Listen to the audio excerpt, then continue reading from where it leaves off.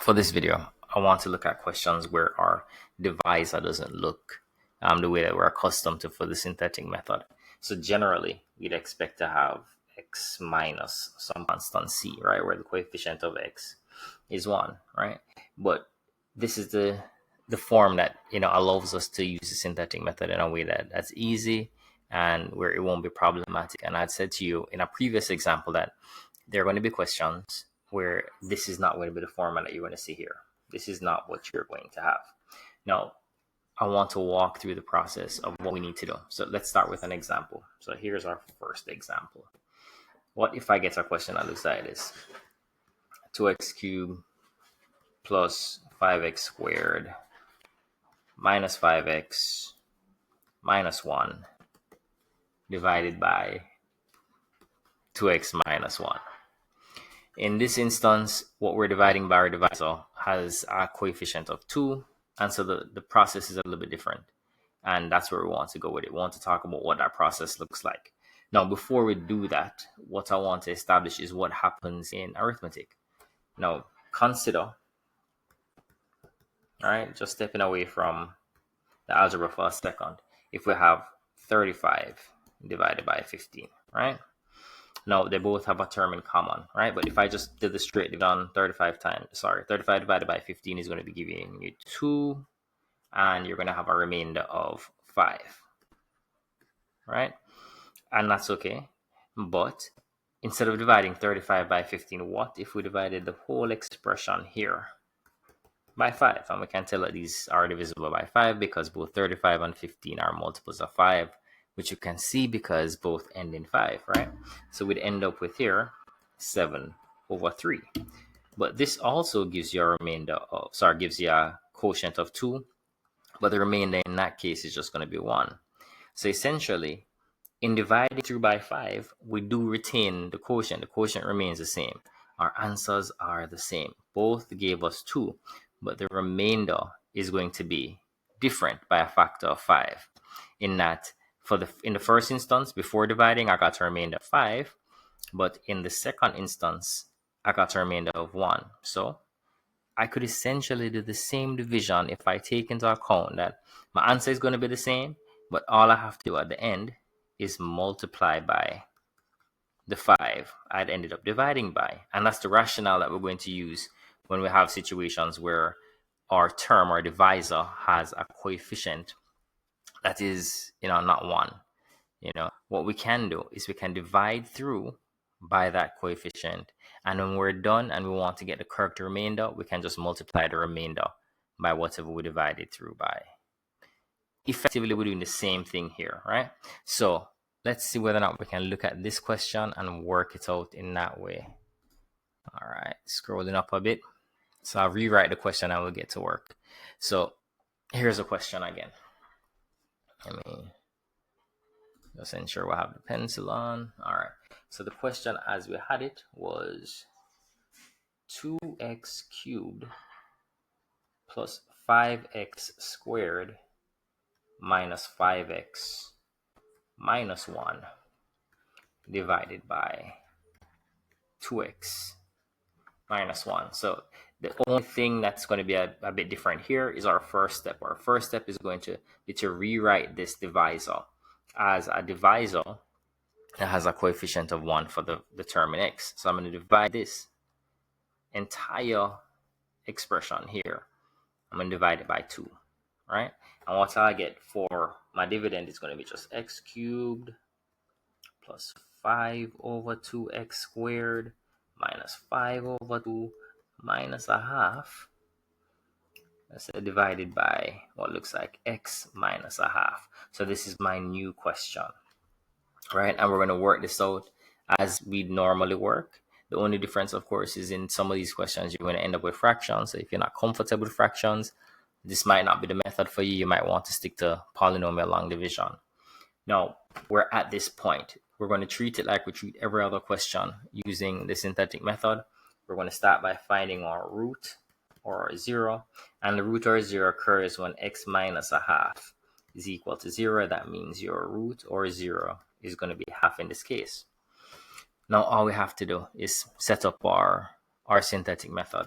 So we have our lines here. We're going to bring down our coefficients. We have 1 for x cubed. We have 5 over 2 for x squared. We have negative 5 over 2 here for the term in x. And we have our constant, which is going to be negative half, right? And the term that we're going to use to multiply is a half. As usual, we're bringing down that 1. And then we're going to multiply that 1 by a half. So we end up with a half, right? Now, you should be comfortable adding fractions. I'm going to just see if we can talk this out. 5 over 2 plus 1 over 2 should give us 6 over 2. And that 6 over 2 we can write as 3, right?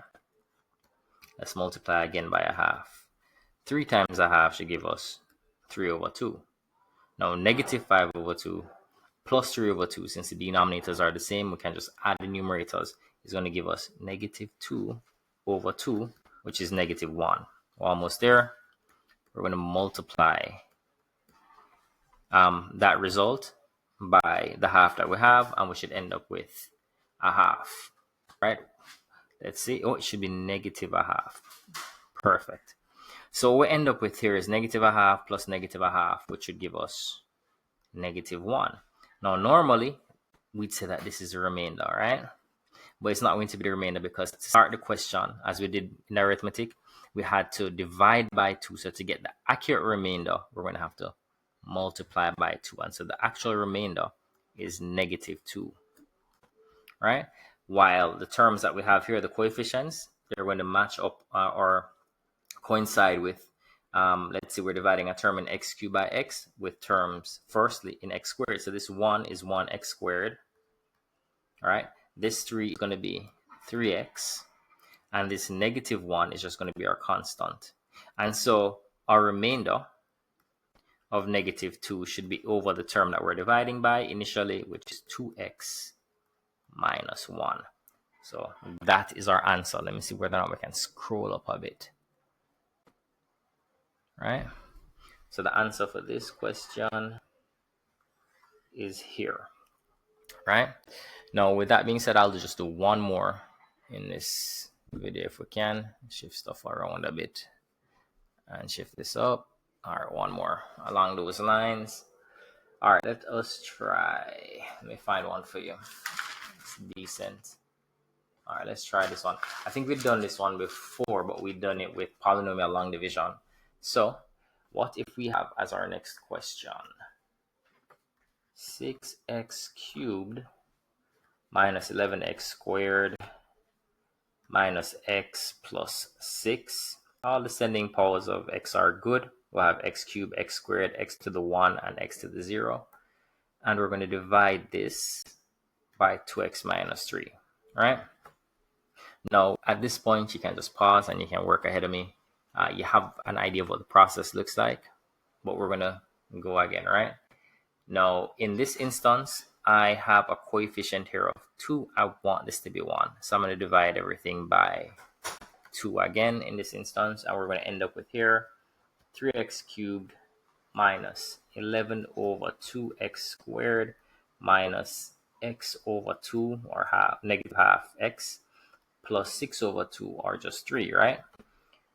What we're dividing through by, our divisor is now going to be x minus 3 over 2.